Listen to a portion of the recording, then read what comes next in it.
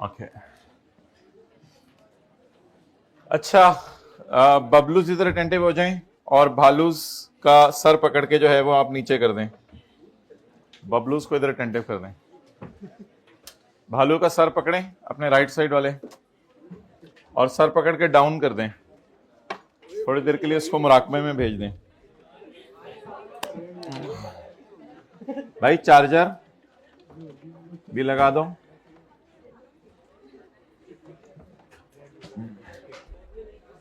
Bag में नहीं है चार्जर, फिर इनसे ये पड़ा हुआ यार, बच्चा बगल में, डंडोरा शहर में। साथ वाले को बहुत हंसी आ रही है।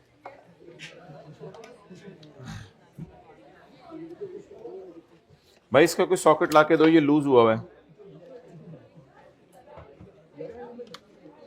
अच्छा भाई, हमने ये पढ़ा था कि आपके साथ वाला संडे को बिल्कुल नहीं पढ़ता, और दूसरा जो साथ वाला है, जो दाईं साइड वाला है, वो इतना पढ़ता है कि पढ़ पढ़ के बताता भी नहीं कि नजर ना लग जाए। तो परचेज हमारी कई किस्म की है। अच्छा, जो फिक्स्ड एसेट की परचेज है उसके बारे में दांत अंदर, फोन बंद कर लोगे ऑटो पे अंदर हो जाएंगे। फिक्स्ड एसेट की जो हमारी परचेज है उसके बारे में हमने पढ़ा था कि अगर प्लांट और मशीनरी है तब रिकॉर्ड करने की इजाजत है, और अगर कोई अदर परचेज है, किस पेज पे लिखा था ये? 21 के पहले पेज पे। साथ वाले के मत्थे पे चिस्पा भी करना है क्लास के बाद। तो जो फिक्स्ड एसेट की परचेज है, अगर वो प्लांट एंड मशीनरी की है तो रिकॉर्ड करने की इजाजत है, अदर्स है तो रिकॉर्ड करने की इजाजत नहीं है। रॉ मटेरियल की परचेज रिकॉर्ड करने की इजाजत है, बिजली के बिल रिकॉर्ड करने की इजाजत है। सर्विसेज पे अगर सवाल कह देगा परचेज रिकॉर्ड करेंगे तो करेंगे, और अगर सर्विसेज पे सवाल नहीं कहेगा तो परचेज रिकॉर्ड नहीं करेंगे। बस साथ साथ पहली रो में बातें करेंगे। ये सबसे मेन ऑब्जेक्टिव होगा हमारी क्लास का आज। ओके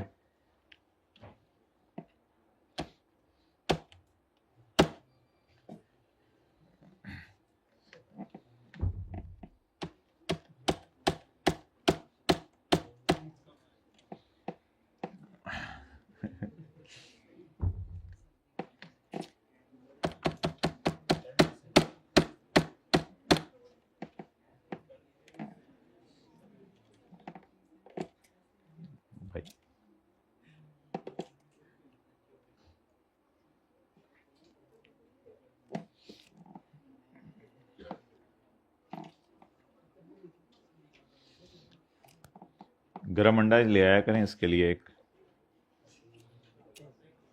ना पूरी क्लास में बोलता रहता है। पेज नंबर 547 है, लेकिन साथ वाले की बुक का फैज एसोसिएट्स टेस्ट का सॉल्यूशन शेयर हो गया था आपसे? नहीं भाई, उसको फोन करके कहो अब्दुल्ला को टेस्ट का सॉल्यूशन शेयर कर दे। फैज एसोसिएट्स पिछले टेस्ट का, अगले टेस्ट का इंशाल्लाह कर देते हैं आपसे। Faiz associate is partnership concern and registered under Sales Tax Act 1990. Beta page 547. As manufacturer cum distributor, following information has been provided by FAS for the month of January 2018. जनवरी 2018 के महीने की उसने ये इन्फॉर्मेशन आपसे शेयर की है। बट टेक लगा के बैठ जाए, आसान सी चीजें। Sale to registered customers.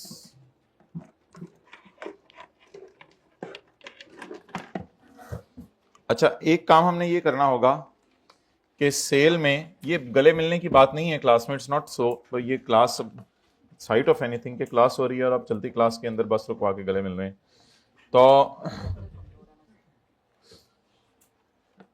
Include है, इंक्लूड्स, और फिर यहां पे आके लिखें इंक्लूड है, यानी कि ऊपर वाली फिगर्स में मसला है, उसमें कुछ पड़ा हुआ है, इंक्लूड है।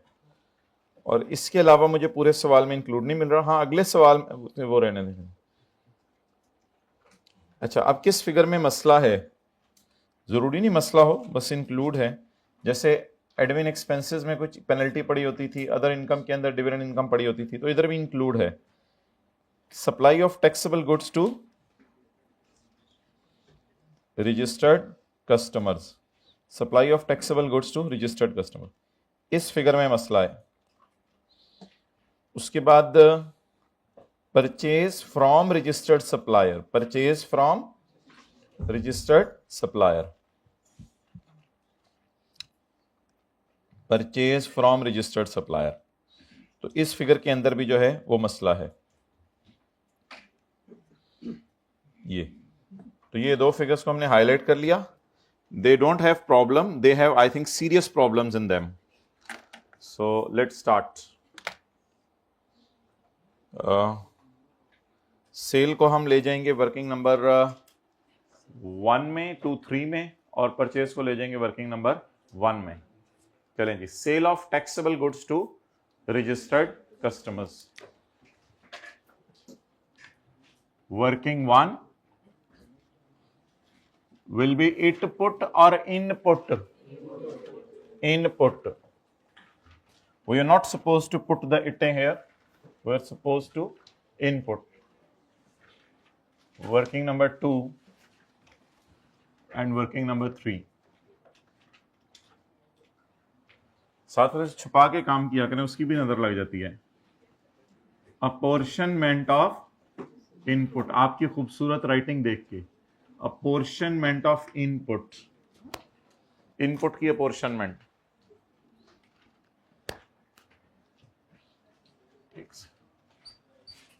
टैक्सेबल सेल, माशाल्लाह 1 से लेकर 10 तक भी आपने साथ वाले से छुपा के किया काम। कभी पेपर में भी कुछ पूछ रहा होता था तो आप नहीं बताते थे माशाल्लाह। अच्छा, खुद पूछ रहे होते थे हम। अस्तगफिरुल्लाह, कैसे कैसे बच्चे आ रहे हैं।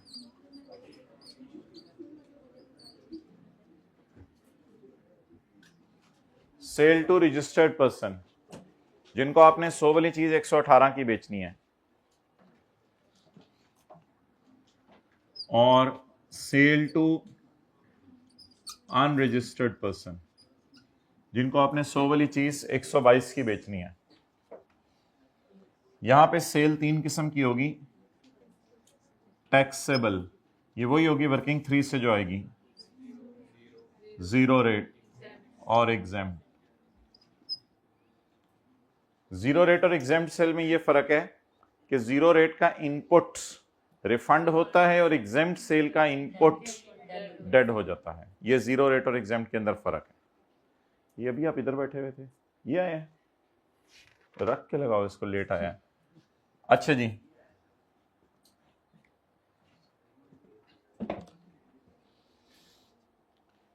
बीना सिकंदर का नाम सुना हुआ है आपने? Okay, that's nice. Sale, sale of taxable goods, बस जिनको पता चल गया उन्हीं से बात हो रही थी, बाकियों से बात करना मकसूद नहीं। Sale of taxable goods to registered customers 3450। वो गूगल पे डाल रहे हो भाई, गूगल पे नहीं मिलेगा चपेड़, होमवर्क भेजा था बीना सिकंदर। पास पेपर चैप्टर 18 का क्वेश्चन 14 था, हमने क्यों लोगों को डिस्कस करना है इधर। Sale of taxable goods to registered customers जी कितनी है? 3450। अच्छा, परचेज पे आपने 7-7 18% लगाना है। सेल पे अगर आपने 18% लगाया तो वो आप पे 18% लगा देगा। अच्छा जी, इसके बाद cell to unregistered customer 1000।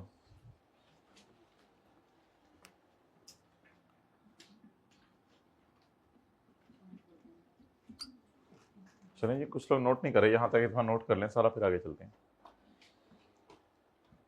Face के लिए साथ वाले का फेस छोड़ दिया करें, फिर उस पर इंशाल्लाह हम नोट कर लेंगे। ओके,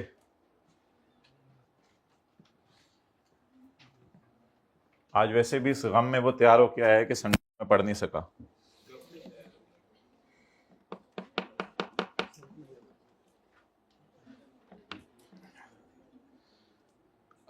अच्छा जी, अच्छा मैंने आपको बताया हमने न्यूमेरिकल्स शुरू कर दिए हैं, लेकिन ऑब्वियसली इसमें सारी चीजें वो नहीं होंगी जो हमने क्लास में पढ़ी होंगी, तो इसलिए कुछ बातें भी आपको पता चला करेंगी। बोले ऐसा जहाज, उड़ने वाले की बात कर रहा हूं, ऐसा जहाज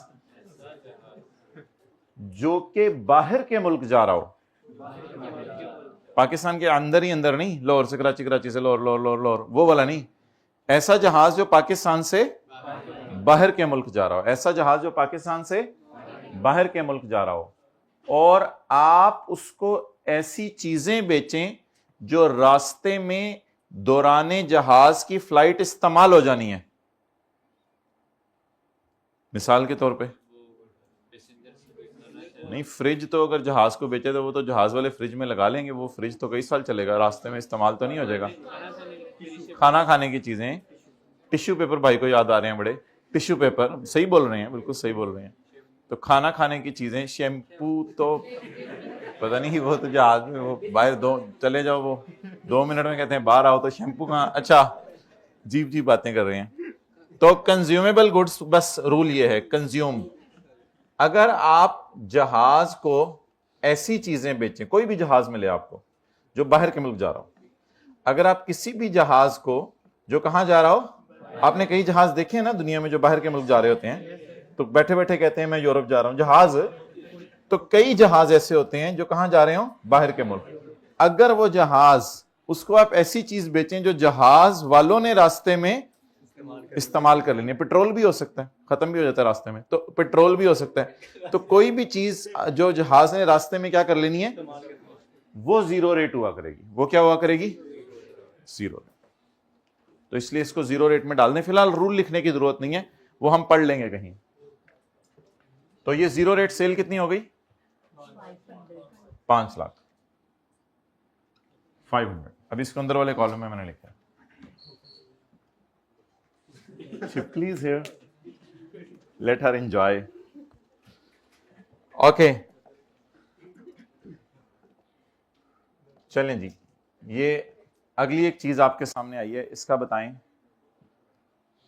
मैंने कहा था कि जीरो रेट सेल से की एग्जाम्पल है एक्सपोर्ट्स, लेकिन अगर सवाल कह दे कि लोकल सेल भी जीरो रेट है, यानी आप पाकिस्तान में कोई चीज बेच रहे हैं, हुकूमत ने कह दी है जीरो रेट कर दो, तो क्या करें इसका, फिर जीरो रेट में ले जाए। तो बस जब सवाल कह रहे हैं ये जीरो रेट सेल है, तो कौन सी सेल है, जीरो रेट। बोलें 500 प्लस 700। आए भाई, आपका इंतजार था।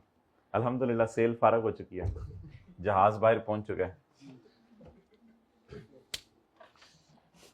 टिश्यू टेटर,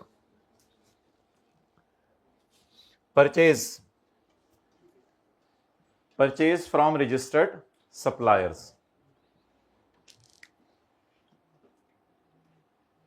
परचेज फ्रॉम रजिस्टर्ड सप्लायर। ना ना अब नहीं, अब मैं देख लेता हूं, सॉरी प्लीज,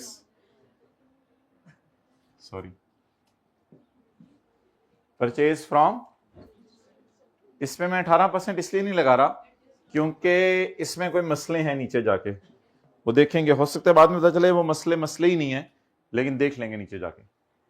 नीचे तो सबने जाना है ना, बेसमेंट में। अच्छा जी, आगे। Purchase from unregistered supplier,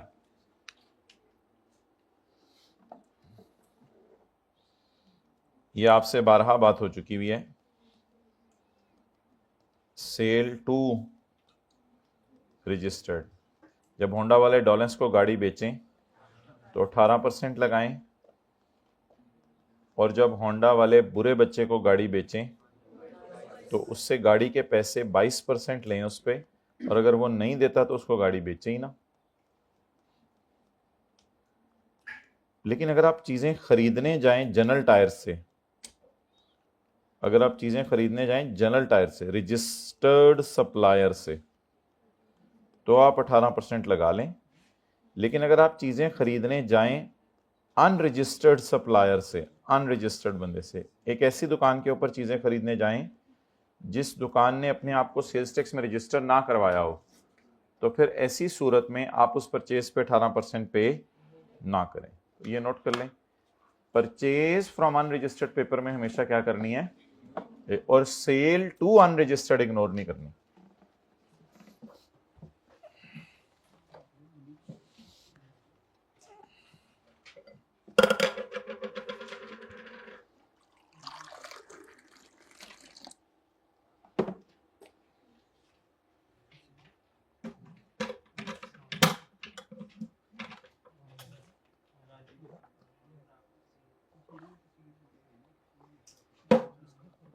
okay, मेरे पास भी है मोबाइल, क्यों दिखा रहे हो अपना मोबाइल हमें? अच्छा,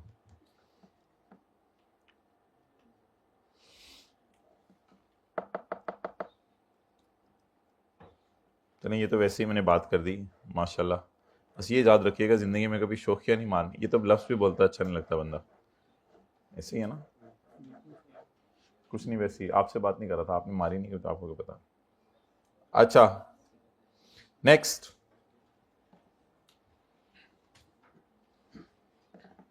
परचेज फ्रॉम अनरजिस्टर्ड सप्लायर। इसे क्या करें? इग्नोर करें। Purchase from of ₹450।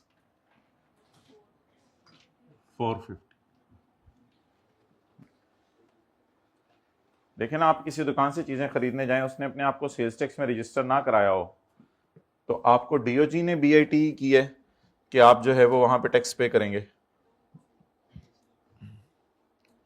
निगोशिएशन कर लें हाइब्रिड में, 4th लास्ट रो में।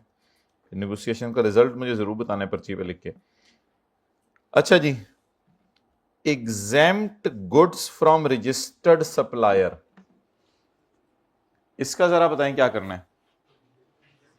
आप एक चीज खरीदने गए हैं रजिस्टर्ड बंदे से, हुकूमत ने वैसे उस पर टैक्स आजकल माफ किया हुआ है, हुकूमत कहती है इस पर टैक्स नहीं लगना। ऐसी परचेज है जिस पर टैक्स नहीं लगना। अब 18% लगा दूं परचेजेस में जाके या इग्नोर कर दूं? बस अंडरलाइन कर लें एग्जेम्प्ट। तो आज हमने पढ़ा कि परचेज भी एग्जेम्प्ट हो सकती है। अभी तक हम क्या समझ रहे थे? सेल है, तो परचेज भी एग्जेम्प्ट हो सकती है। रजिस्टर्ड से तो कोई फर्क नहीं पड़ता। अच्छा देखिए, अब 3 किस्म की चीजें बन गई। सारे ऊपर मुंह करें और आंखें नीचे। अच्छा, अच्छे बच्चे से टैक्सेबल चीजें खरीदी तो ठीक है, 118 की खरीदें। इधर नीचे आए, ये जो मेरी उंगली है यहां पे, अच्छे बच्चे से एग्जेम्प्ट चीजें खरीदी, ठीक है, टैक्स पे ना करें। जैसे मिसाल के तौर पे मैंने आपको बताया था, फल हैं उन पे हुकूमत ने टैक्स नहीं लगाया हुआ, दालें हैं उस पर टैक्स नहीं लगा हुआ। तो किसी अच्छे बंदे से जाके, अच्छी दुकान से, रजिस्टर्ड दुकान से आपने जाके कोई फ्रूट खरीद लिया, तो आप बस परचेज पे ये माल्टा ना टैक्स दे, कोई मसला नहीं। सिमिलरली अगर आप बुरे बच्चे से टैक्सेबल चीजें भी खरीद लें, तो जाहिर बात है वो दुकान ही ऐसी जगह पर उसने खोली हुई है, वो खुद ने टैक्स ले भी लेगा तो हुकूमत को उसने पहुंचाना नहीं। वो तो पहले छुप के काम करे, उसने अपने आप को अनरजिस्टर्ड रखा हुआ है। तो आप उसको 18 देके आएंगे, उल्टा जो है वो और ज्यादा अपना भी नुकसान करेंगे, हुकूमत तक भी नहीं वो 18 जाना। तो इसकी तो कोई लॉजिक ही नहीं यहाँ पे टैक्स पे करने की। तो इसलिए यहाँ पे क्या लगाएंगे? 18%। इसे पेपर में इग्नोर करेंगे, इसे भी पेपर में इग्नोर करेंगे। चलें जी,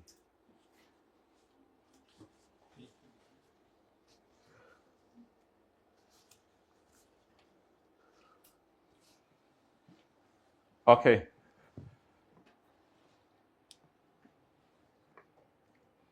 परचेज किन गुड्स की? ऑफ ₹600।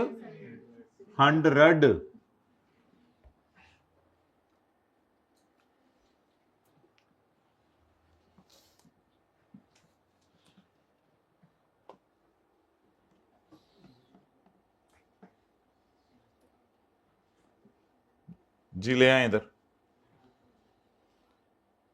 इनपुट पिछले महीने का माइनस नहीं हो सका, तो ये न्यूमेरिकल के फेस पे जाके माइनस कर देंगे।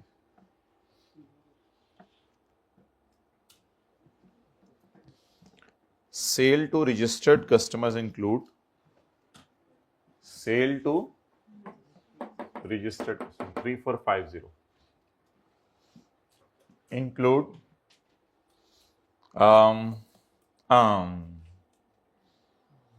Goods amounting to 80,000 sold to Hafiz brothers. हमारे महीने के आखिरी दिन हमने उसको बेची हैं चीज़ें। हाफिज ब्रदर ने बिजनेस सुबह से इसी महीने शुरू किया है, और उसने एक एप्लीकेशन भी दी थी सेल्स टैक्स वालों को 30 जनवरी को कि मुझे रजिस्टर कर दो, लेकिन ऑब्वियसली अभी तक वो रजिस्टर नहीं हो सका। कोई मसला होगा, कोई डॉक्यूमेंट्स जमा नहीं करा रहा होगा, कोई डेफिशिएंसी होगी, पूरी नहीं कर रहा होगा। तो बहरहाल उसको चीज़ों की ज़रूरत थी, हमने तो बेच दी। तो जब उससे रजिस्ट्रेशन नंबर मांगा होगा तो उसने रजिस्ट्रेशन नंबर दिया होगा या उसने कहा होगा मैंने अप्लाई किया हुआ है। तो अब आप बता दें, इसको सेल टू रजिस्टर्ड ही समझें या फिलहाल अनरजिस्टर्ड है तो अनरजिस्टर्ड में डाल दें, अनरजिस्टर्ड में डाल दें, क्योंकि जाहिरी बात है अगर वो कह रहा है कि मुझे अभी तक रजिस्ट्रेशन नहीं मिला तो कोई ना कोई मसला है उसके रजिस्ट्रेशन में, तो उसे चाहिए था कि टाइमली रजिस्ट्रेशन कराता फिर आके हमारे पास चीज़ें खरीद लेता। लेकिन फिलहाल जब हम उससे रजिस्ट्रेशन नंबर पूछेंगे तो वो अपना रजिस्ट्रेशन नंबर नहीं बता सकेगा।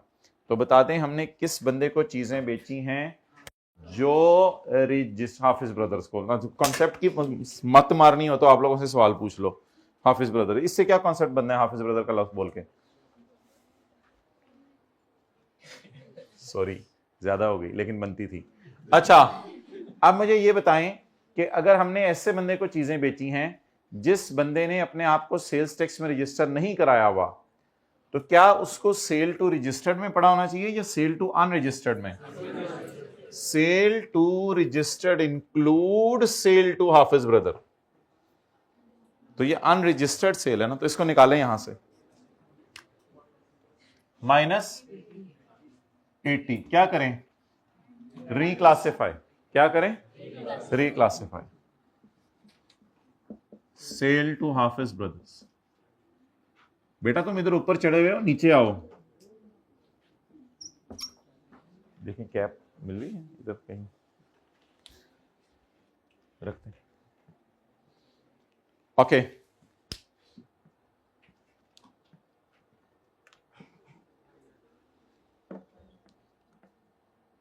नेक्स्ट, इसका क्या करें? ये तो अभी पढ़ा, ये तो लगा शुक्र कॉन्सेप्ट पढ़ा ही हुआ है आपने। सेल्स में इंक्लूड है 6 लाख रुपया, goods having sorry include 6 lakh नहीं है, include goods having fair value of which was sold to Parveen for 5 lakh. हमने बेची 5 लाख की हैं, तो परवीन फैज की खाला निकली। फैज कौन है? हमारे सवाल वाला बंदा। तो परवीन फैज की क्या है? खाला है। तो NaSO फुफ्फो समझ लें, जो मर्जी समझ लें, सॉस समझ लें, सॉस चिली सॉस जो मर्जी समझ लें। तो नहीं, अगर सॉस को समझेंगे चिली सॉस तो फिर वो वैसे ही मिलेगी, इसलिए ये मैं ऑब्वियसली शुरू से ही अच्छी दुआओं की असल में कमी होती है जिसकी वजह से। अच्छा तो गुड्स है, अपने ऊपर डाला करें चीजें दूसरों में। Goods having fair value of 6 lakh which was sold to Parveen for 5 lakh. तो सेल किस पे पड़ी होनी चाहिए परवीन की? 6 लाख पे, और पड़ी किस पे है? तो क्या करें फिर?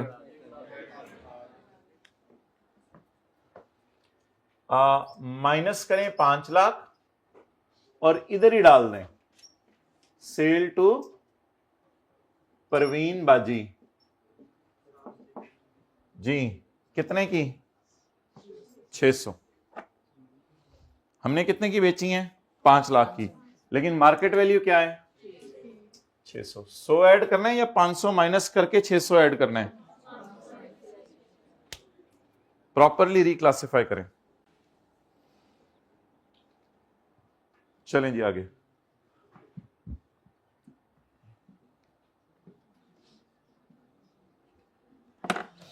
अच्छा, थर्ड शेड्यूल की चीजें किसी को पता हो कि उनका क्या करना होता था?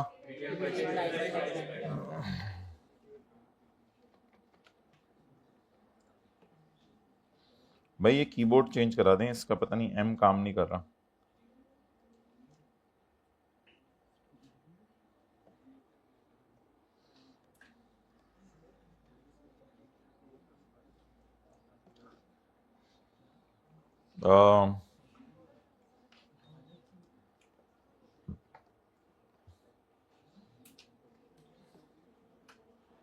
शायद आपको याद हो कि हमने पेज नंबर 510 पे ये पढ़ा था कि for sales specified in third schedule tax भी charge as retail price at the retail price.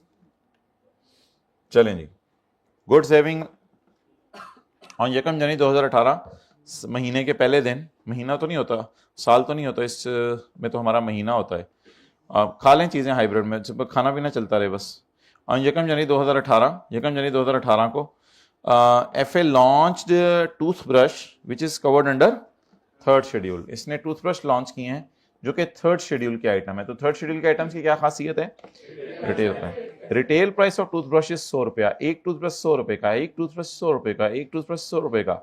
However being the first month of launching, लेकिन क्योंकि हमारा पहला महीना है, इसलिए हाइब्रिड में आखिर में बातें करते हुए it was sold at a discounted price of 75। और अल्हम्दुलिल्लाह इलाके वालों के टीथ बहुत टीथी थे, तो that's why they bought 4000 toothbrushes. So what a record sale it is. अब बोलें क्या करें, ये सेल किस पे पड़ी हुई है? 75 पे। तो हमने क्या कहा था, डिस्काउंटेड प्राइस पे सेल रिकॉर्ड करनी है या रिटेल प्राइस पे? डिस्काउंटेड प्राइस पे सेल रिकॉर्ड करनी है या रिटेल प्राइस पे? Not at discounted price. तो सेल किस पे पड़ी हुई है? 4000 को जरब दें 75 से, जवाब बताएं। 3 लाख। लेकिन 4000 असल में तो मैंने 100 पे रिकॉर्ड करने हैं। 4 लाख किसे कटें, किससे डालें? 3 लाख को कट दें, तो सेल डिस्काउंट पे पड़ी हुई है। आंखें खोल के क्लास लेनी, संडे को भी नींदें पूरी नहीं हो रही। अच्छा,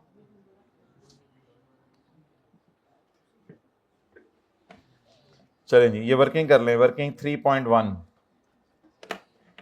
माइनस 300 प्लस 400। वर्किंग 3 के नीचे छोटी सी वर्किंग 3.1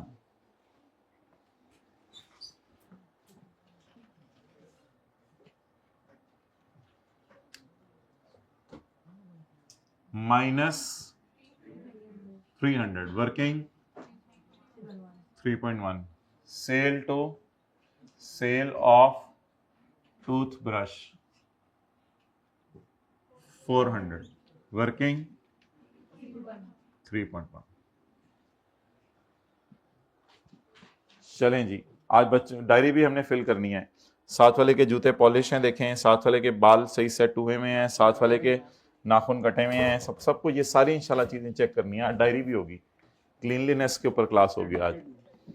ओके, देखें कितना अरसा हो गया उसने जूते पॉलिश नहीं किए।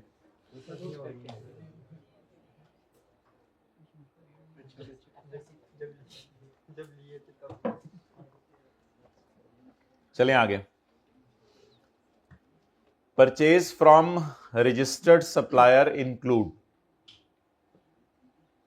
वेरी स्मूथ एंड इजी चीजें जा रही हैं, बस तसल्ली से अटेंटिवली समझ करें। Purchase from registered supplier include purchase of 2 AC for FA's new office. भाई कीबोर्ड किधर से, ये डेल से मंगवा रहे हैं आप? ओरिजिनल कीबोर्ड मंगवा रहे हैं? पता करें, तो खुद जाना पड़ेगा, इस तरह मुझे नहीं लगता आएगा।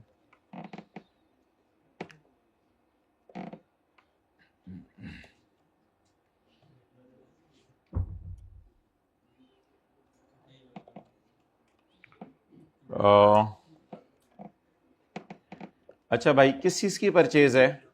Air conditioner. किस चीज की परचेज है? Air conditioner. एयर कंडीशनर की परचेज को मैं डालूंगा माय डियर फिक्स्ड एसेट में। कहां डालेंगे? क्या AC वो मशीन है जिससे चीजें बननी हैं? नो। क्या AC इलेक्ट्रॉनिक कैश रजिस्टर है? नहीं, इलेक्ट्रॉनिक कैश रजिस्टर तो इलेक्ट्रॉनिक कैश रजिस्टर तो वो होते हैं ना कि जिसके ऊपर आप जो है वो अपनी सेल को ऑनलाइन इंटीग्रेट करते हैं FBR के साथ, ठीक है। तो क्या ये AC इलेक्ट्रॉनिक कैश रजिस्टर है या ये मशीन है जिससे चीजें प्रोड्यूस होनी है?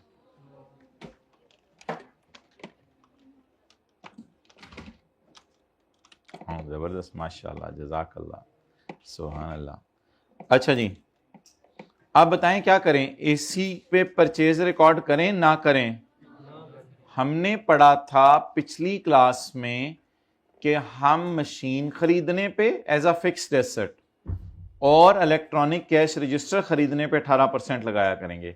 इसके अलावा दफ्तर में लगाने के लिए AC खरीद लें, ओवन खरीद लें, हीटर खरीद लें, दफ्तर में लगाने के लिए कुर्सियां खरीद लें, मेजें खरीद लें, वाइट बोर्ड खरीद लें, प्रोजेक्टर खरीद लें, लेजर खरीद लें, कैमरास खरीद लें, ये खरीद लें, वो खरीद लें, इनकी परचेज रिकॉर्ड करने की इजाजत नहीं है। तो अब मुझे बताएं कि हमने क्या खरीदा है? एसी। एसी मशीन भी नहीं है, इलेक्ट्रॉनिक कैश रजिस्टर भी नहीं है, तो इसे हाँ करके निकालें। हाँ, मैं थोड़ा सा मुंह इधर लेके जाया करें, थोड़ा सा ट्राई करें। हाँ, -150। इस परचेज को डेड करें। परचेज ऑफ एयर कंडीशनर, ये हम किस सेक्शन में पढ़ेंगे? सेक्शन 8 में इंशाल्लाह ये बात आपको पढ़ाई जाएगी। किसी दिन आपको एडवांस में मैं बता दूंगा, उससे तैयार होकर आना है इंशाल्लाह, तो उसमें हम ये बात पढ़ेंगे सेक्शन 8 में। परचेज ऑफ एसी, रुपीस कितने? 150।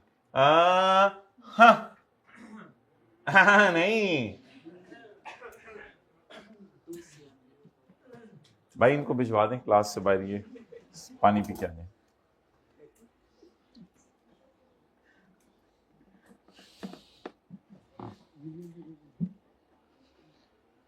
परचेज में एक बिल पड़ा है, चलें कुछ लोग उधर नोट कर रहे हैं। ये हाइब्रिड में जरा मुराकबे से उठा दें, तो थोड़ा सा टेंटिवली जरा बैठना होता है क्लास में, ये भी आजकल एक ऑब्जेक्टिव होता है।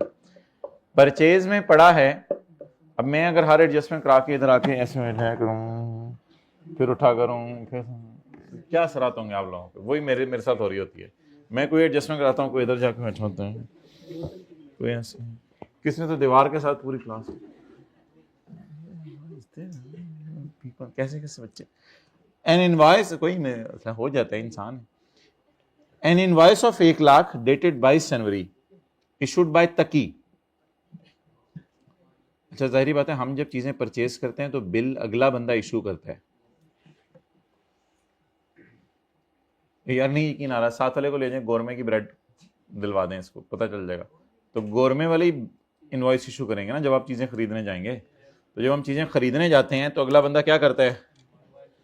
दुकानदार क्या करता है? चीजें भी देता है और साथ उसका बिल भी बना के देता है। एक चीजें हमने खरीदी हैं लाख रुपए की, तकी कारपोरेशन। हाउएवर तकी कारपोरेशन को हुकूमत ने ब्लैक लिस्ट कर दिया हुआ है। किया 6 दिन बाद उसको ब्लैक लिस्ट कर दिया और उसको लुक लगा के सड़क पे घुमाया, तो इसको ब्लैक लिस्ट करना कहते हैं। तो उसे बदनाम जमाना हो गया। तो हम पढ़ेंगे कि अगर वो बंदा जो कि बाद में पता चला बदनाम है और आप उससे पहले मिलते थे, तो ये भी जुर्म है, ये भी जुर्म है। आपको पता होना चाहिए था ये कुछ गड़बड़ बंदा है। हुकूमत को तो कब जाके पता चला ये गड़बड़ है? 28 जनवरी को। लेकिन आप उससे पहले मुलाकातें करते थे, आपको पहले पता होना चाहिए था। आपका तो रोजाना उठना बैठना उसके साथ था, कभी कोई चीज खरीदने गए होते थे, कभी कोई चीज खरीदने गए होते थे। तो हम आने वाले दिनों में पढ़ेंगे कि ब्लैक लिस्टेड बंदे से की हुई पुरानी परचेजेस भी डेड हो जाएंगी। हालांकि ब्लैक लिस्ट अभी हुआ है, लेकिन इससे की हुई पुरानी परचेज भी आपकी डेड हो जाएगी। तो ये परचेज किससे की है? नहीं काले से, नहीं काले से कर सकते हैं परचेज, मैंने तो काले से मना नहीं किया परचेज करने से। ये परचेज किससे की है? Black -100।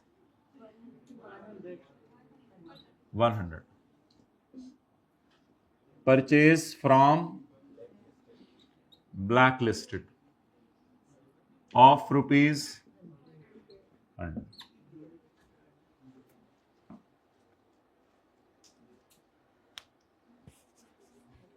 Okay,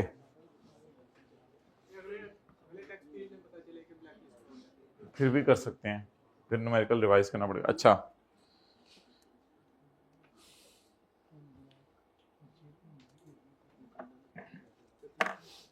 ji my dear. हाँ यार, उसमें ऑप्शंस होती हैं कि होती है कि आप न्यूमेरिकल रिवाइज कर लें पिछले महीने का, वो कई ऑप्शंस हैं, आने वाले दिनों में देखेंगे। अच्छा यार, एक मटेरियल है 3.5 लाख रुपए का खरीदा है। इस तरह की हमने कोई बात पढ़ी थी इनकम टैक्स में कि 2.5 लाख से ऊपर की अगर कोई टी अकाउंट का टोटल और उसकी सिंगल पेमेंट 25,000 से ज्यादा और कैश में पे हो जाए, या फिर कैश में नहीं लिखा हुआ था, समय लिखा हुआ था क्रॉस चेक के अलावा ऑनलाइन बैंकिंग चैनल के अलावा पे हो जाए, तो वो खर्चा रिकॉर्ड करने की इजाजत नहीं है।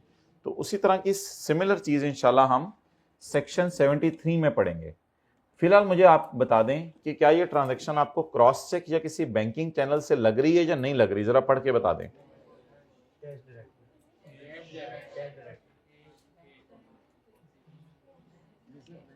असल में ट्रांजैक्शन का बैंकिंग चैनल से होने के लिए शर्त है कि एक के अकाउंट से पैसे निकलें और दूसरे के अकाउंट में पैसे जाएं। तो ये जरा देख के बताएं।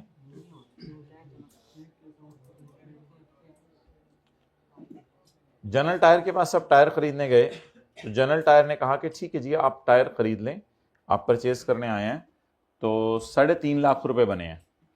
तो आपने 3.5 लाख रुपए का जो है वो चेक तो आपके पास था नहीं, आपने ब्रीफ केस खोला और 3.5 लाख रुपए के नोट गिनने लग गए। जब आप ये नोट गिनने लग गए तो अगले ने कहा कि भाई ये पैसे तो मैं नहीं रख सकता, आप ऐसा करें ये सड़क क्रॉस करें, सामने बैंक है तो उसमें मेरा अकाउंट खुला हुआ है, तो जाके उसमें पैसे जमा करवा दें। तो उसमें होता ये आपको पता है, आपने किसी और के अकाउंट में पैसे जमा कराने हों ज़िंदगी में कभी भी, अगर आपने किसी और अकाउंट के अकाउंट में पैसे जमा कराने हो तो आप सिंपल उससे उसका अकाउंट नंबर मांगते हैं। मिसाल के तौर पे इमरान खान ने जरदारी ने आपसे पैसे मांगे, उन्होंने कहा यार आप स्टूडेंट हो, मुझे ज़रा पैसे चाहिए थोड़े से, तो इन्होंने आपसे पैसे मांगे, आपने कहा यार चलो यार दे ही देते हैं, 100 रुपया दे देते हैं, 100 रुपया यार मेरी तरफ से, चलो यार। तो अब आप उनका अकाउंट नंबर मंगवा लें और उनके अकाउंट में जाके उसी बैंक में आपको जाना पड़ेगा, जिस भी बैंक में उनका अकाउंट है उस बैंक में आपको जाना पड़ेगा। उस बैंक में जाके उनका अकाउंट नंबर बताएं, वो एक स्लिप देंगे, वो डिपॉजिट स्लिप उसका नाम होता है, वो फिल करेंगे आप और उनके अकाउंट में पैसे जमा करा देंगे। आप बताएं इससे क्या हुकूमत को पता चलेगा किसके अकाउंट से पैसे निकले? नहीं, लेकिन ये तो पता चल जाएगा किसके अकाउंट में पैसे गए, लेकिन ये मसला अपनी जगह रहेगा कि किसके अकाउंट से पैसे निकले। इसलिए ये भी बैंकिंग चैनल की ट्रांजैक्शन नहीं समझी जाएगी। Material worth ₹3 lakh, payment was made by depositing cash, आपने चेक दिए उसे या उसके अकाउंट में जाके कैश डिपॉजिट कराया directly into the bank account of supplier. Supplier कौन होता है? जिससे हम चीजें खरीदते हैं। कस्टमर कौन होता है? जिसको हम चीजें बेचते हैं। सप्लायर कौन होता है? तो मैं होंडा एटलस कार हूं, तो मैं टायर खरीदने गया हूं, तो मैंने अगले के अकाउंट में पैसे डिपॉजिट करा दिए हैं, ये मेरे से गड़बड़ हुई है। अब क्या करें, इस परचेज को रिकॉर्ड करें या डेड करें?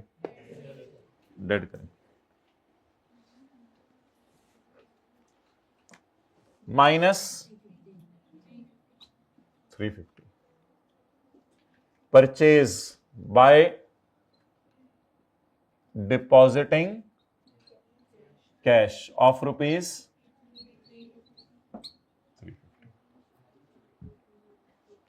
मजा आ रहा है? नहीं आ रहा तो गरम अंडे कैंटीन पे हैं। गरम अंडे कितने का हो गया आजकल? गरम और अनगरम कितने का होता है? 20 का। ये 30 रुपए का, 10 रुपए अंडे गरम करने के। अच्छा मिनरल वाटर से गरम कर रहे हैं। ओके गाय, नेक्स्ट आगे चलें।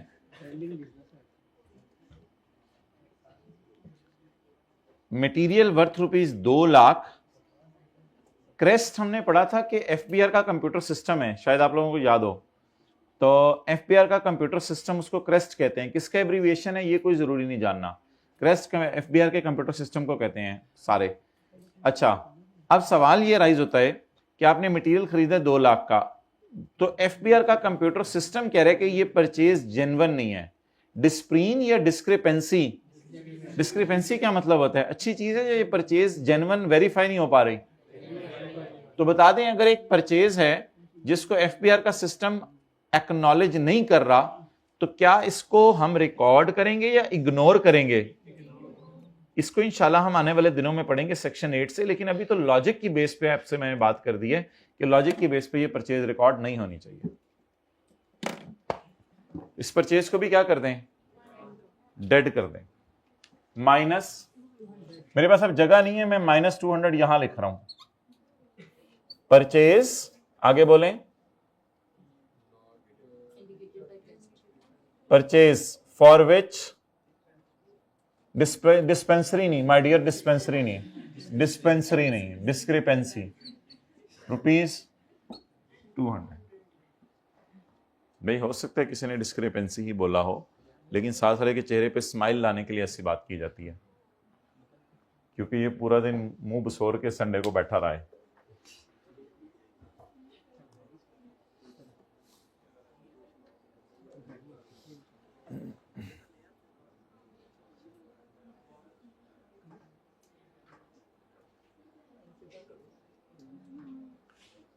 वैसे ही आपसे मैं पूछ रहा हूँ, किसी का दोस्त है तहम्मुल मिजाज, बिल्कुल ऐसे तहम्मुल मिजाज, कूल माइंडेड, कोई ये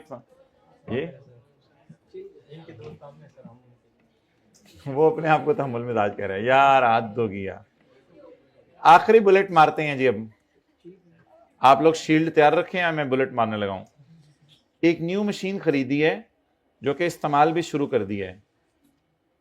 मशीन की परचेज तो मैंने आपको कहा था रिकॉर्ड करने की इजाजत है, लेकिन मशीन की परचेज पे ना और इलेक्ट्रॉनिक कैश रजिस्टर की परचेज पे लॉ मेकर खुश होता है। मशीन की परचेज पे और कौन सी परचेज पे? इलेक्ट्रॉनिक कैश रजिस्टर की परचेज पे कौन खुश होता है? लॉ मेकर खुश होता है। ऐसी हैं जिस पे लॉ मेकर क्या होता है माय डियर? खुश होता है। एक किस पे? मशीन की परचेज पे, और दूसरा किस पे? इलेक्ट्रॉनिक कैश रजिस्टर पे। अब जरा जाके देखते हैं कि ये परचेज किस चीज की है? मशीन की। इस पे 18% लगाने की इजाजत है, लेकिन इसके लिए न्यूमेरिकल के फेस पे अलग जगह है। Less input on fixed asset, input on machine, इसलिए इसको परचेज से निकाल के परचेज में ही डाल दें। तो इसका फिलहाल यहां से निकालें -350, और इस पे 18 भी लगाना है। चल तू जगह दे दे थोड़ी सी। अच्छा, -350 करके इसको ना जरा नीचे लाएं, परचेज ऑफ मशीन, और इसकी हेडिंग दे दें इनपुट मशीन। इसकी हेडिंग क्या दे दें? Input machine. इनपुट मशीन 350 ज़रब 18%,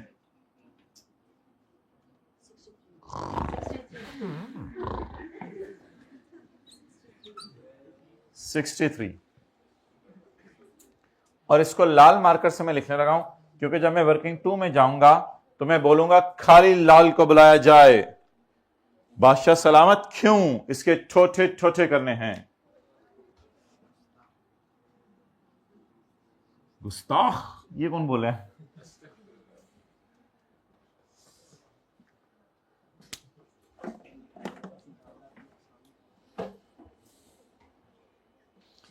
अच्छा जी, तो मशीन और इलेक्ट्रॉनिक कैश रजिस्टर की परचेज को आपने ऊपर से उतार के हमेशा नीचे ले आया करना है। जैसे सेल में भी एक चीज को नीचे ले आया करते हैं ना, सेल टू अनरजिस्टर्ड, तो इनपुट में भी इसका इनपुट जरा नीचे ले आया करना है। अच्छा, अब ये सब कुछ खत्म हो गया है, तो यहां पे ब्रैकेट क्लोज करके 18% लगा दें। अब मैं कैसे लगाऊं? यहां पे ये -150 -100 -200 फिर गालो ही होगी माइनस, नहीं 350 नहीं, दरमियान में कोई और फिगर भी थी। ये वाला 350 पहले था। हद होती है, रादर वध होती है, minus into 18%, 153।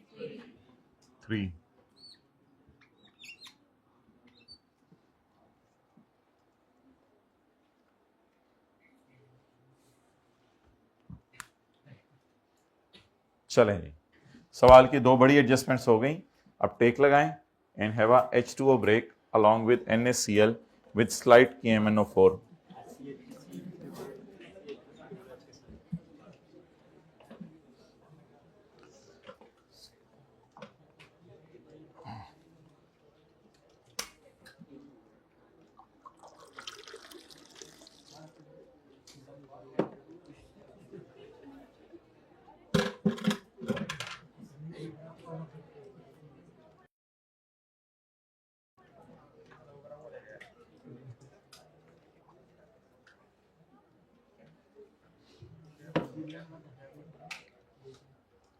Guys you took it serious, आपको हाजत नहीं थी पानी पीने की, फिर भी पानी पी रहे हैं कुछ लोग। प्लीज बी टेंटिव, आ जाएं आगे। पॉइंट 3, ये पॉइंट जरा हाथ खड़े करके बताएं इसका क्या करना है। पॉइंट 3,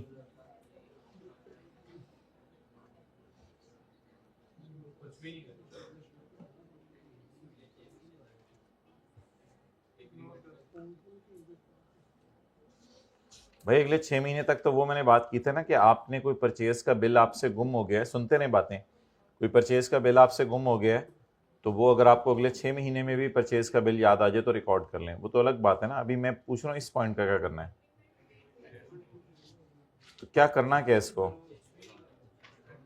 कुछ भी नहीं करना जी। कोई और कोई बता दे। नहीं परचेज तो ये है ही नहीं कहीं भी, पता नहीं परचेज का लफ्ज क्यों बोल रहे हैं, परचेज तो ये है ही नहीं, ये तो सेल है, सेल है ना, सेल है, इससे परचेज तो नहीं है ये।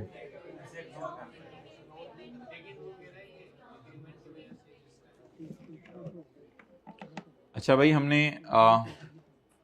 डेफिनेशन पढ़ी थी,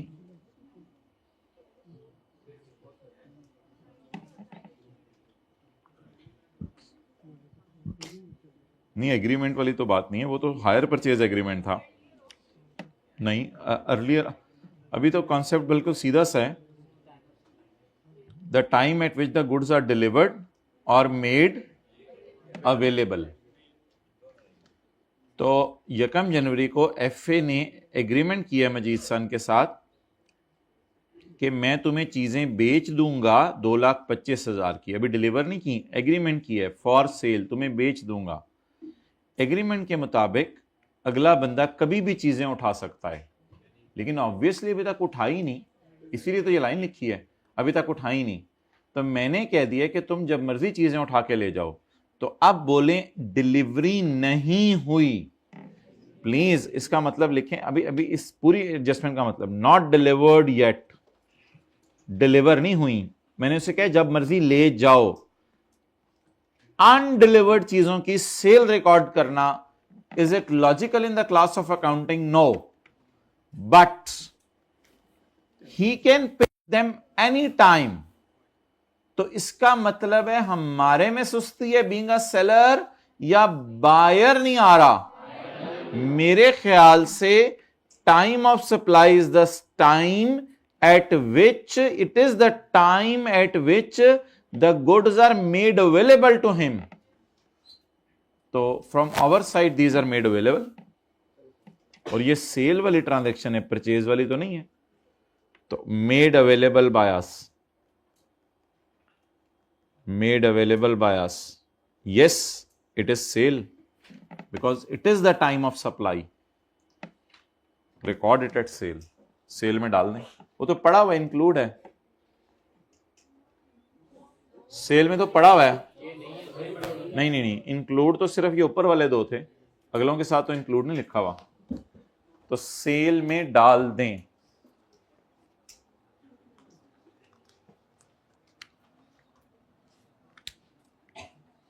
जी बोले, goods made available but yet not delivered, कोई मसला नहीं, हुकूमत को जल्दी टैक्स चाहिए, बस आप टैक्स दें। तो ये अजीब सी ट्रांजैक्शन है जिसमें सेल हुई नहीं और हुकूमत को फिर भी हमें टैक्स देना पड़ेगा।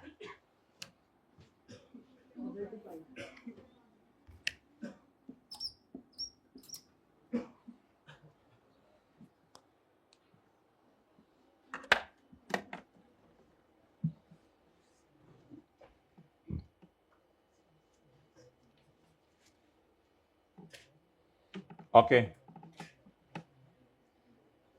Next, sales tax of 70,000, 45,000 and 68,000 was paid in cash on बिजली, गैस एंड टेलीफोन। ये कॉन्सेप्ट तो इनकम टैक्स से हम उठा लेते हैं। इनकम टैक्स में आपको याद है हमने पढ़ा था बिजली के बिल वगैरह कैश में पे हो, तो डेट्स वाइज सेल्स टैक्स में भी यही रूल है कि बिजली के बिल वगैरह कैश में पे हो सकते हैं, तो इसमें कोई प्रॉब्लम नहीं। बिजली के बिल वगैरह कैश में पे हो सकते हैं जैसे इनकम टैक्स में होते थे। अच्छा मुझे बताएं, ये पेड वाली साइड पे, परचेज वाली साइड पे डालूं या सेल वाली साइड पे डालूं? सेल के लिए वर्किंग 3 है, परचेज के लिए वर्किंग 1 है। सेल वाली साइड पे डालूं, हम वापडा वाले हैं, बिजली बेच रहे हैं या हम बिजली खरीद रहे हैं? खरीद रहे हैं ना बिजली, तो फिर किस में डालें? परचेज। तो परचेज में ध्यान रखना है, साथ साथ कितने परसेंट लगाने? 18%। साथ साथ कितने परसेंट लगाने? 18%। लेकिन अनलकीली इस सवाल में लिखा हुआ है सेल्स टैक्स, तो इसलिए उसने नीचे डाला हुआ था कि सारी फिगर्स 100 पे पड़ी हैं जहां एप्लीकेबल हो, और जहां आपको लगे कि नहीं एप्लीकेबल ये बात, तो फिर हो सकता है कुछ फिगर्स मैं ऑलरेडी 18 पे ही पड़ी रहने दूं। तो ये फिगर ऑलरेडी 18 पे पड़ी हुई है, तो इस पे 18% लगाएंगे तो आपका 18 हो जाना है। जी बोलें। इनपुट ऑन बिल्स, अभी मैंने आपको वो डायग्राम दिखाई थी कल कि बिजली के बिलों वगैरह और इन चीजों पर परचेज पे 18% लगाने की इजाजत है बबलू बोंगू है। नहीं क्यों बोला? बिजली के बिल वगैरह या कोई भी बिल उन पे 18% लगाने की इजाजत है। ये याद है ना, परचेजेस में पड़ी थी चीजें। बोले जी। 7T प्लस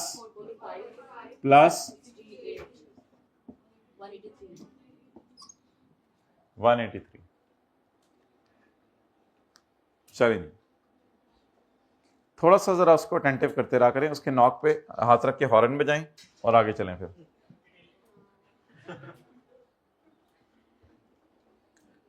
आवाज भी निकालनी होती है ना साथ।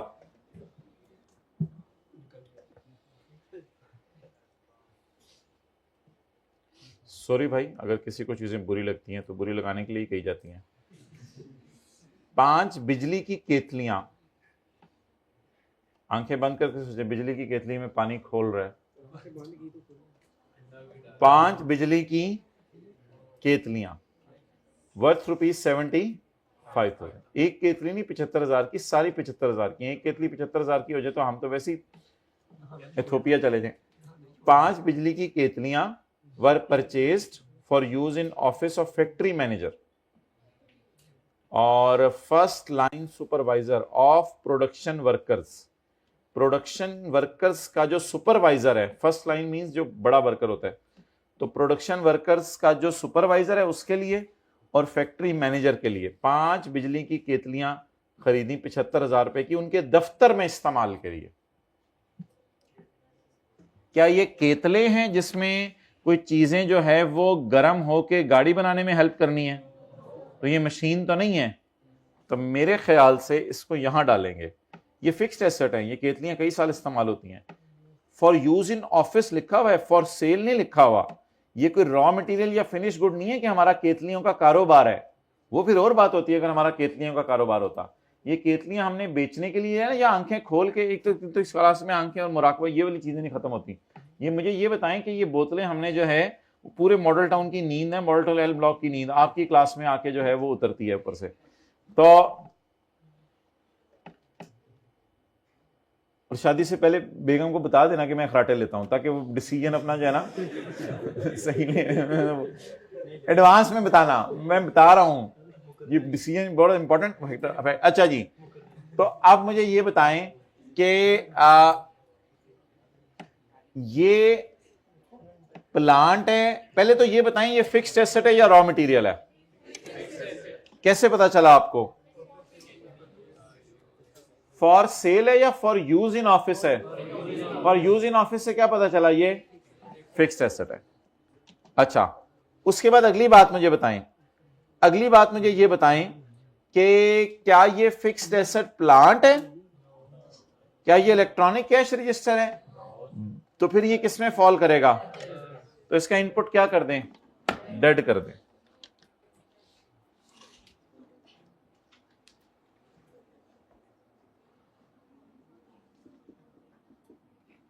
इनपुट ऑन बिजली की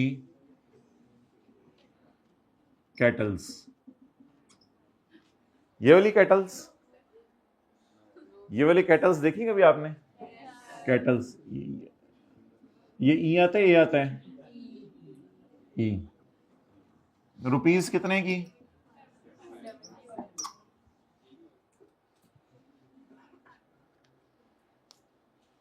चलें जी आगे।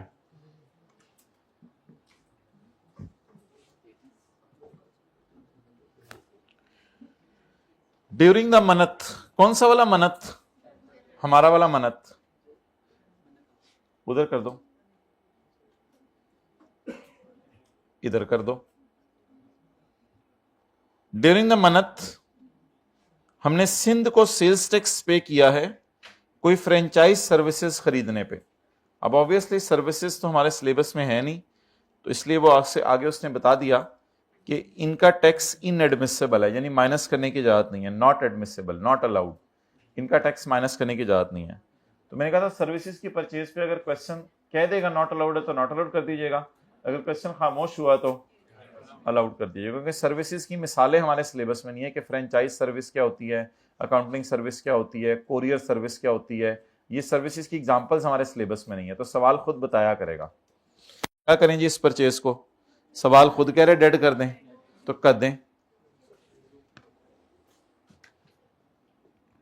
Purchase of services of rupees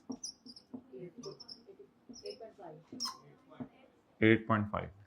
अच्छा उस पर टैक्स दिया हुआ है, बट ठीक है, तो ये इनपुट है।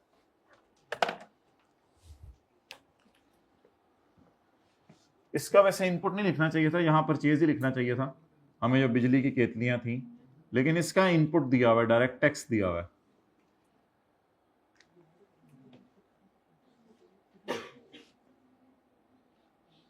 ओके, पहले एक टोटल करना होता है वर्किंग 3 का, फिर टोटल करना होता है वर्किंग 1 का, फिर टोटल करना होता है वर्किंग 2 का। 312 बोले, 312 312, चले 3 को पहले टोटल करें, फिर 1 को, फिर 2 को। कितना? 2570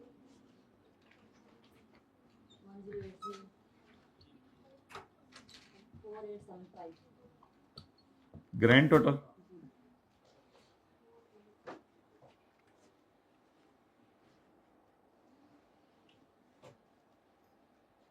हाँ,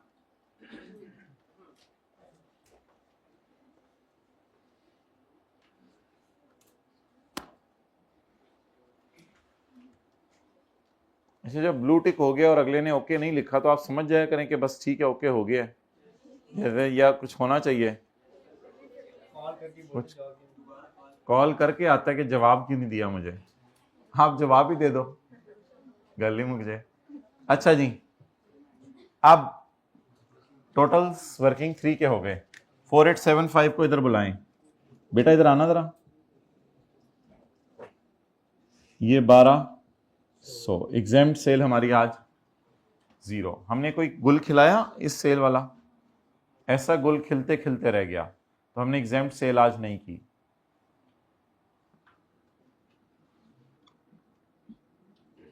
अब working number 1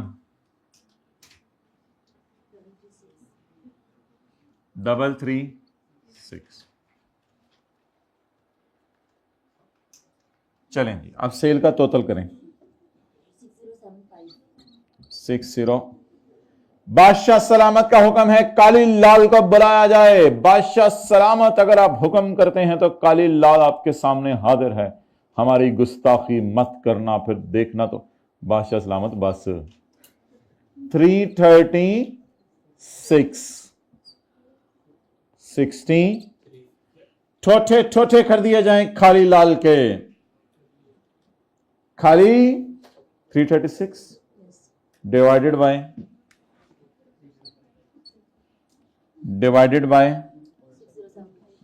multiplied by is equal to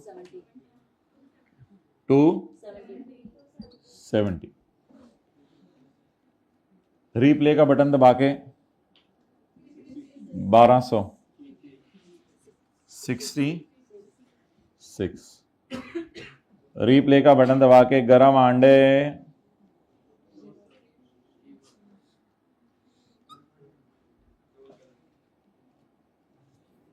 बादशाह सलामत, काली के छोटे छोटे कर दिए गए हैं आपके ऑर्डर पे। चलो ठीक है, अब लाल के भी ठोठे कर दिए जाएं। बादशाह सलामत, आपसे रहम की अपील की जाती है। नहीं, कोई रहम नहीं, ठोठे किए जाएं। चलें जी, करें। 51 होली होली ठोठे करो, उनकी छेती। 1200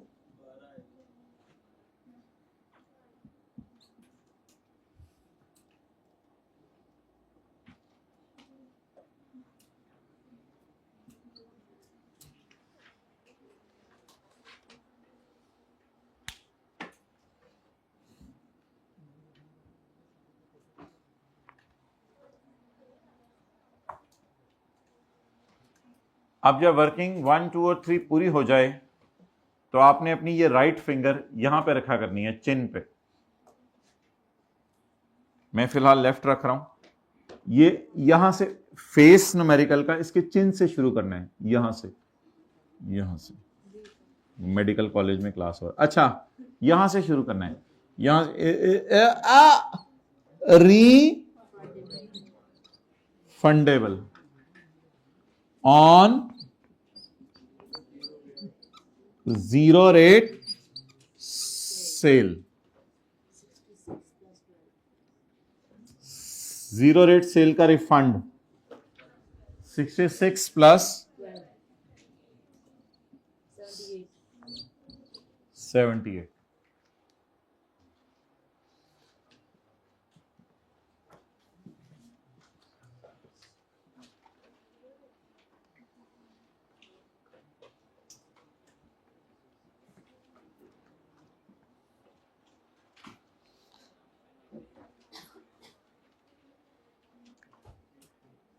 जो 0 रेट सेल का इनपुट हुआ करेगा ना, वो गवर्नमेंट आपको रिफंड कर दिया करेगी।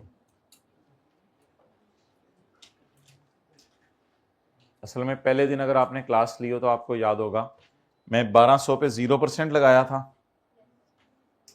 1200 पे 0% लगाया था, इनमें से ये दोनों माइनस किए थे, तो इसका रिफंड हुआ है। अब आपकी नजरें सिर्फ, अब खूब नजरों की हिफाजत की जरूरत है क्योंकि सवाल में फिगर्स बहुत ज्यादा हैं और जो मैं बताऊंगा आपकी उन पे नजर होनी चाहिए। अब आपकी नजर इस डब्बे के अंदर होनी चाहिए, इस 1080 पे होनी चाहिए, और एक और लाल टिक लगाते हैं।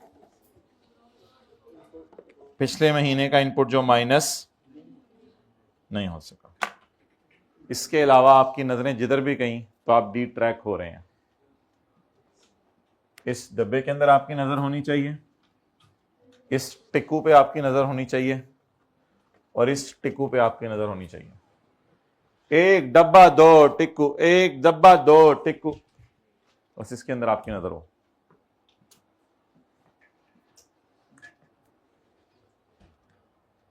और बॉल पॉइंट खुल गई, सवाल का फेस बनना शुरू हुआ। साथ वाले के मत्थे के टॉप पे हाथ रखें, जहां से उसके बाल निकल के पीछे की तरफ जा रहे हैं। जी, फैज एसोसिएट।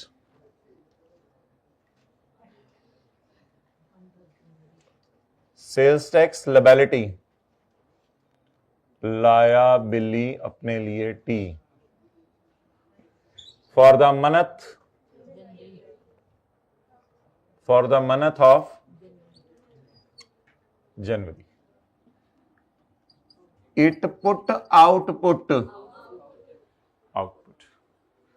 4875। एक दफा देख लें जरा, 4875 इंटू 18%, 878 लेस इनपुट। अच्छा, इस इनपुट को हम कहा करेंगे अदर्स और इसको कहा करेंगे मशीन, लेकिन वो नीचे जा चुका हुआ है अब। अच्छा, अब ये नहीं करना कि अब नजर इधर ही रखनी है बस। 270 और 51, 270 और 51।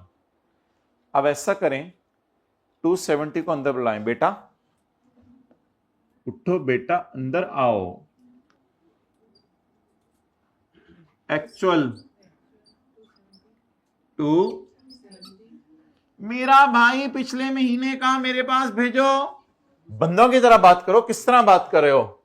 Please send my bro, I am missing my bro. Bro said, though I was not missing you but I am coming.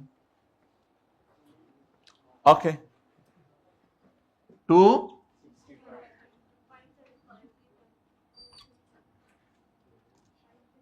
530, 90% of 878।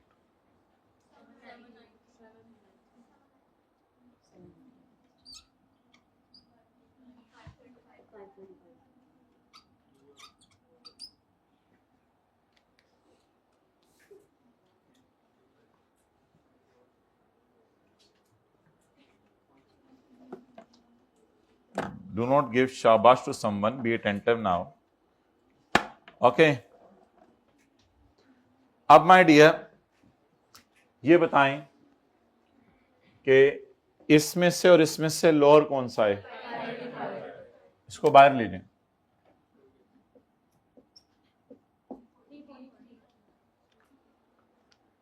अब मुझे बताएं अगले महीने कैरी फॉरवर्ड कितना करना है जो अगले महीने के न्यूमेरिकल में माइनस होगा?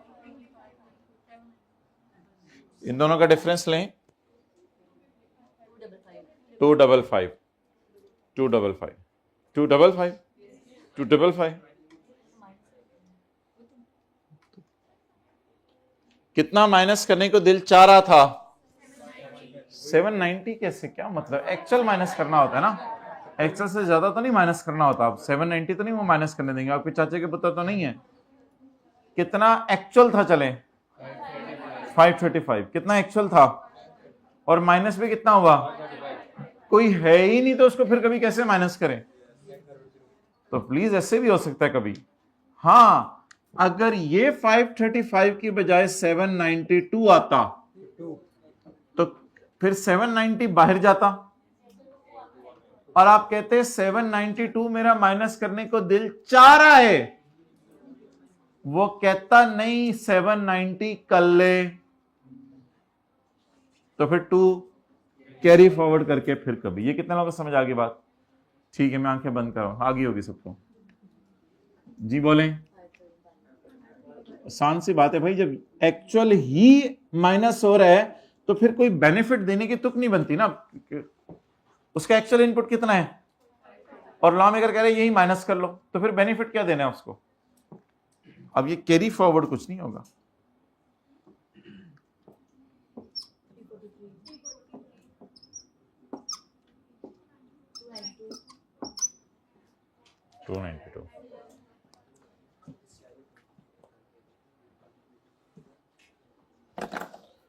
हाँ,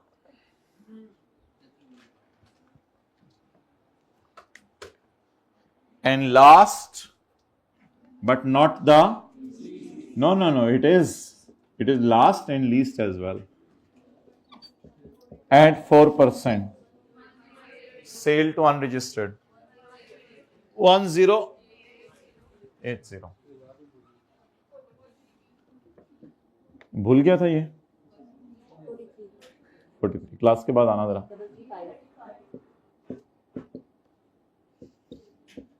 आ ही ना जाए। मेरा दिल बोल रहा था। Payable to government 335।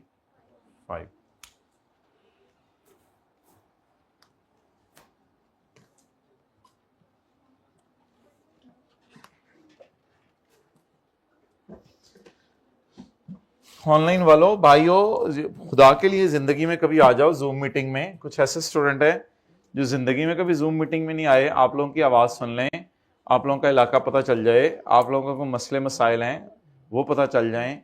कुछ जो चीजें हैं वो खुद ही सोच के बैठा ना करें, ये हो रहा है वो हो रहा है, आया करें, बताया करें, बात किया करें, वो मसलों का हल करेंगे इंशाल्लाह। तो आप आते ही नहीं, बहुत से लोग हैं, कुछ लाहौर वाले पता चले हैं, कुछ गुजरांवाला वाले, कुछ पेशावर वाले, कराची वाले। आज तक इन्होंने जूम मीटिंग ज्वाइन नहीं की। कभी ज्वाइन करके देखें वो होता क्या क्या उधर।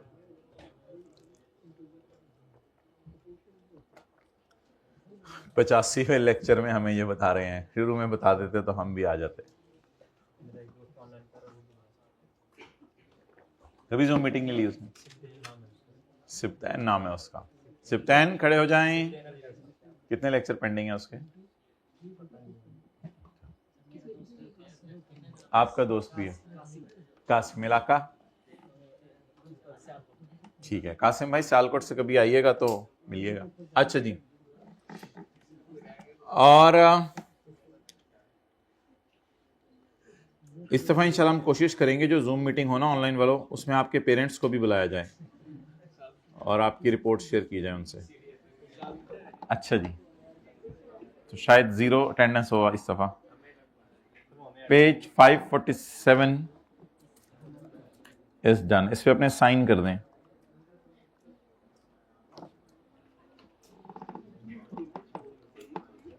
करें माई ब्यूटीफुल से साइन। चलें आज साथ वाले की बुक पे करेंगे, यादगार रहती है। जरा साइन कर दें अपने उसकी बुक पे प्लीज। हाइब्रिड वालों थोड़ी सी बाजू एक्सटेंड करके साथ वाले की बुक पे अपने साइन दें।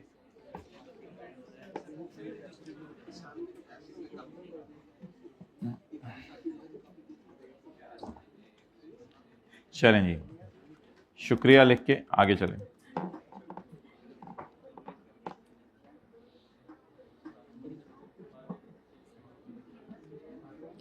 जब ये सफेद बालों के साथ आपको मिलेगा तो याद आ जाएगा, टाइम लगेगा पहचानने में, याद आ जाएगा। सफेद बाल, दांत टूटे हुए, ज्यादा हो गई।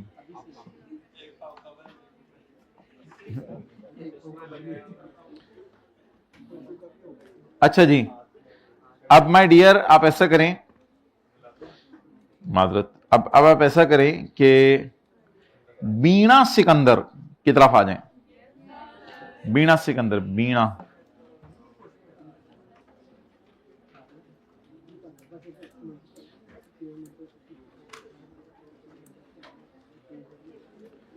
बीना Sikandar is a lawyer, liar नहीं। पेज 412 पे है बीना बाजी। Beena Sikandar is a lawyer and owns a law firm. नौकरी नहीं कर रही, owns a law firm. Page number 412, full stop तक मैंने पढ़ा है अभी।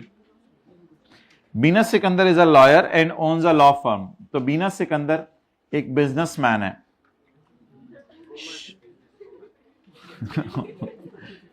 she is also, छोटे छोटे मसले आप लोगों के, she is also director legal affairs at Ayesha foods limited. इसके अलावा वो नौकरी भी कर रही है। Details of her income for tax year 2012 are as follows. Revenue, salaries, gift, donation, lease charge, income tax. अच्छा जी,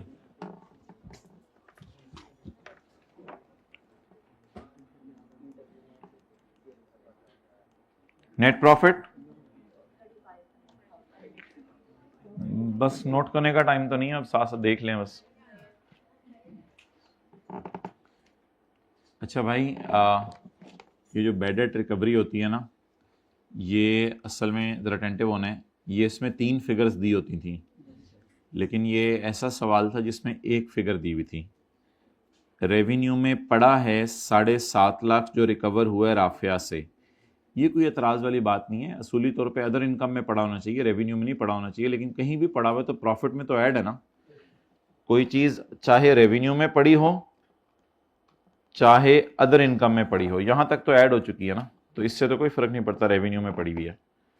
ये है अकाउंटिंग वालों की bad debt recovery, recovered from Rafia. ये अकाउंटिंग वालों की, ये तो हमने उल्टानी होती है, ये हमने उल्टानी होती है। लेस अकाउंटिंग वालों की बैड डेट रिकवरी 750।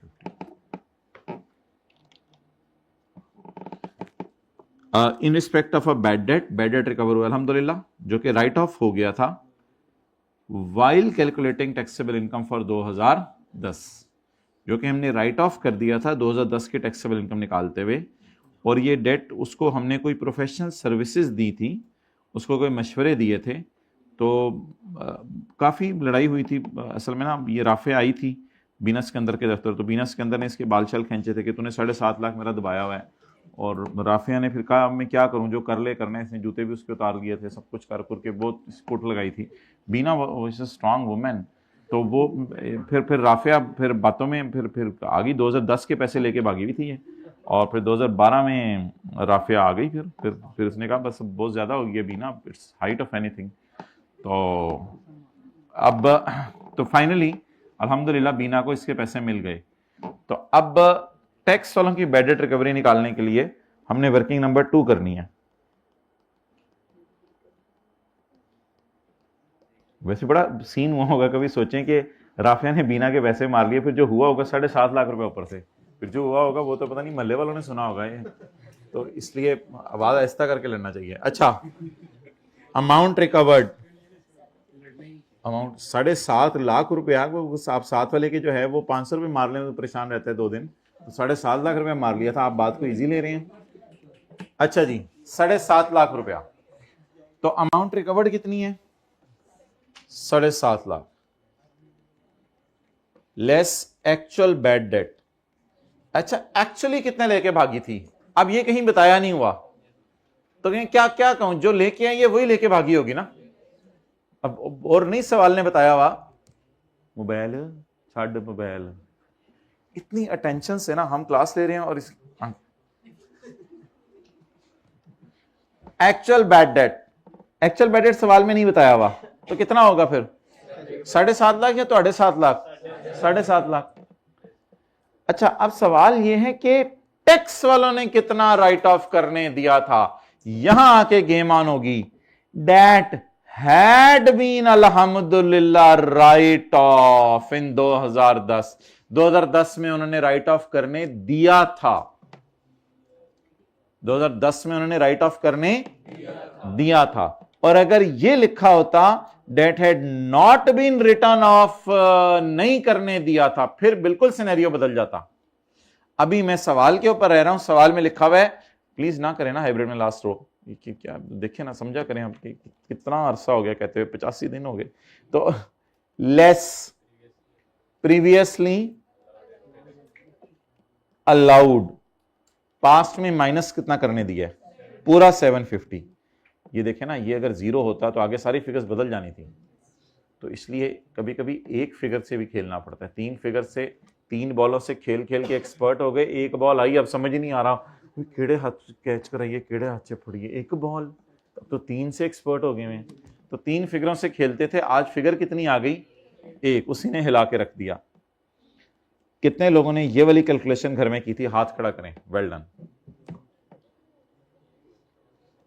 जिन्होंने हाथ नहीं खड़े किए हुए थे ना, उनकी ऐसी आंखें खुली नहीं थी और थोड़ा सा मुंह। 750। अब ये किनका वाला बैड डेट रिकवर्ड है? टैक्स वालों का। इसको क्या करते हैं टैक्स वालों के बैड डेट को? बैड डेट नहीं, सॉरी, बैड डेट रिकवरी को क्या करते हैं? ऐड करते हैं। अब कुछ बच्चे क्लास को आके सवाल पूछते हैं कि आज आके खोती बोर्ड थले लेस भी कर दी, ऐड भी कर दी, गलती हुई होगी, लेकिन करना है आपने। सॉल्यूशन में भी हुआ हुआ ऐसा? ओके। नहीं, वर्किंग शो करना कोई इतना जरूरी नहीं।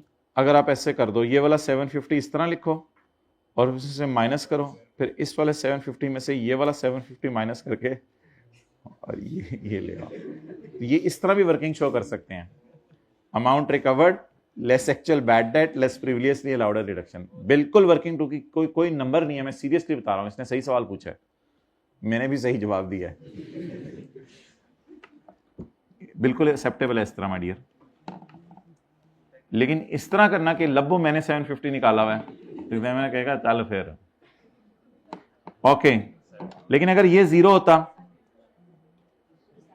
फिर मसला हो जाना था, फिर ये 0 आना था और फिर ये 0 इधर ऐड होना था। तो असल में फिर आपने जो हाइब्रिड में जा रहे हैं, हाउ डेयर दीज पीपल। ये कल जरा मुझे बताना है ये कौन थे स्टूडेंट, ठीक है? कल मुझे जरा बताना है। और पता भी करेंगे अगर किसी के पास फोन नंबर है, चलती गाड़ी से छलांग मारना तो वो कभी हमने नहीं जिंदगी में ट्राई की।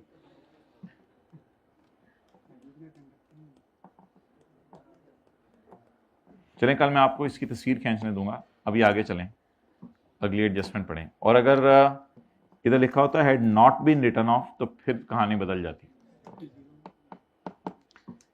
सैलरी में 50,000 और 70,000 पड़ी है, बीना बीना अपने आप को तनख्वाह दे रही है, पागल ही हुए। ओ बाजी तेरा अपना बिजनेस है, नहीं मेरी कुछ नौकरी, मेरी तनख्वाह रखो मेरे बिजनेस में, मेरी तनख्वाह लेने की आदत पड़ी हुई है, चपेड़ तेरा अपना बिजनेस है। एड बीना सैलरी इनटू 6 लाख, तो ओनर अपने आप को तनख्वाह दे तो ये बिजनेस का खर्चा नहीं है, जिससे पार्टनरशिप में भी पड़ा था। अपने भाई को तनख्वाह दे रही है, उसका भाई उसके बच्चों को देखते हैं जब वो दफ्तर के अंदर आके लड़ रही होती है राफिया से, नहीं नहीं नहीं सॉरी, उसका भाई तो उसके दफ्तर के काम देख रहा है, फिर तो भाई नहीं है, फिर तो ये लाइन पढ़ने के बाद, ये लाइन पढ़ने के बाद हमें पता चला कि ये तो नौकर है।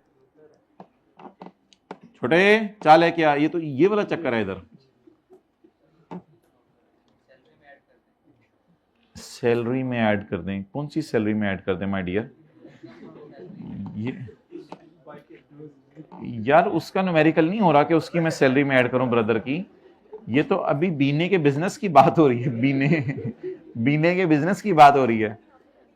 तो माइनस दोबारा कर दें ब्रो की salary, bro salary who is worker,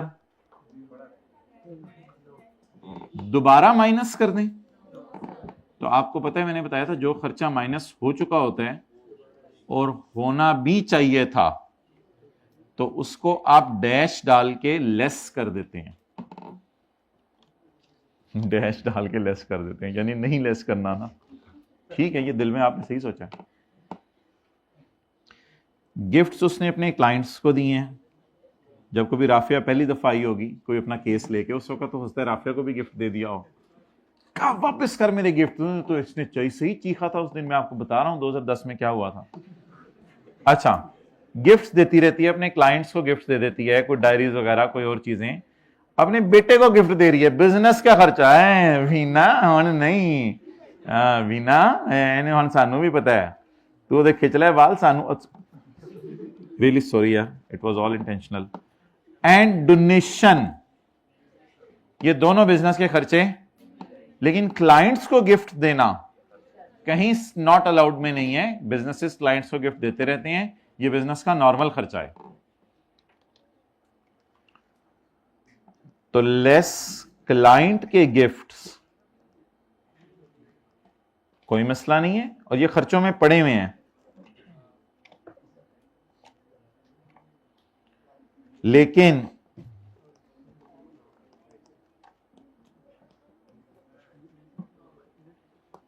ये देखें आपकी भी बॉल पॉइंट इसी तरह लिख रही है इस वक्त रजिस्टर पे, मेरी नहीं लिख रही।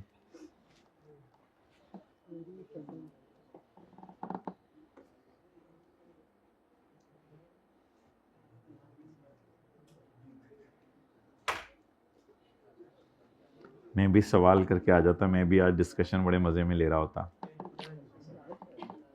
काश मैं भी सवाल करके आ जाता। एड सन, गिफ्ट टू सन, मेरे सूरज मेरे चांद, मैं बबलू तू दफ्तर आ गया, ये ले 50,000 रुपए, अम्मी वो राफिया बाजी से आप लड़नी थी भी आवाजें, बेटा चुप तू गिफ्ट ले जा घर 50, अम्मी कौन है ये राफिया बाजी, ये बेटा ये जिसके बाल मेरे अम्मी, हाँ तो एक दो तो उतर ही आते हैं ना, इंसान है क्या ग्लू से लगाए हुए हैं।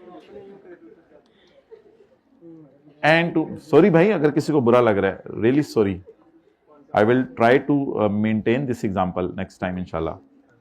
डोनेशन बोलें, अच्छा इसको रिक्लासिफाई करना है, जब न्यूमेरिकल का फेस आएगा तो इसका टैक्स क्रेडिट देना है।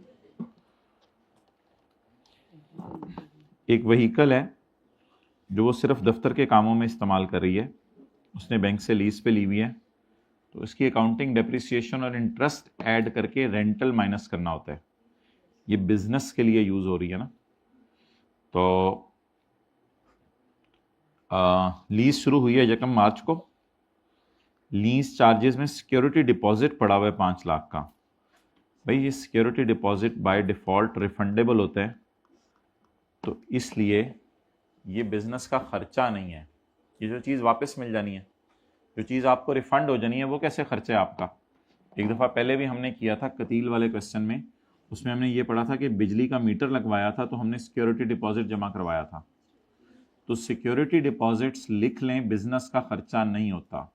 सिक्योरिटी डिपॉजिट जो पे करते हैं वो बिजनेस का खर्चा नहीं होता, क्योंकि सिक्योरिटी क्या मिल जानी है वापस।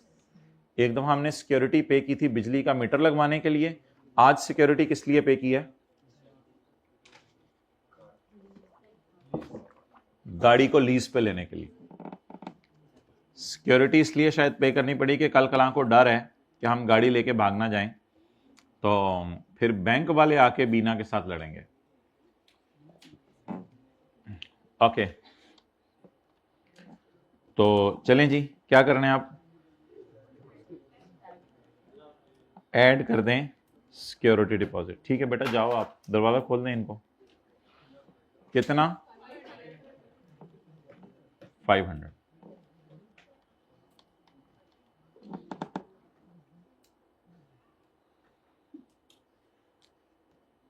चलें जी, ठीक है, अब इस पर इंशाल्लाह कल बात करेंगे। अभी एक होमवर्क में सवाल ले लें आप। चैप्टर नंबर 23 का क्वेश्चन नंबर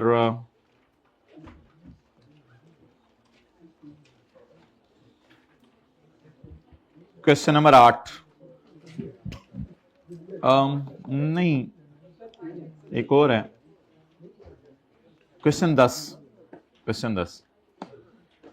अच्छा, वैसे ही आपसे एक चीज पूछ रहा हूं, इस सवाल में उसने पूछी होगी, परचेज का बिल आपके नाम का होना चाहिए या आपके अंकल के नाम का? हमारे नाम का। बस ये आप लोगों ने सही जवाब दे दिया है। अच्छा, अब इस सवाल में कोशिश कीजिएगा आपका पेएबल टू गवर्नमेंट मैच कर जाए पहली ट्राई में। तो एक तो हमने क्लास सर वाला सवाल दोबारा करना है, फैज वाला, एक बीना वाला सवाल दोबारा करना है, और एक मिस्टर क्लेवर वाला सवाल करना है। और फिर जब टाइम बच जाएगा तो फिर चैप्टर 2 इंशाल्लाह आप जरा रिवाइज कर लें, वो भूल चुका है आपको। चैप्टर 2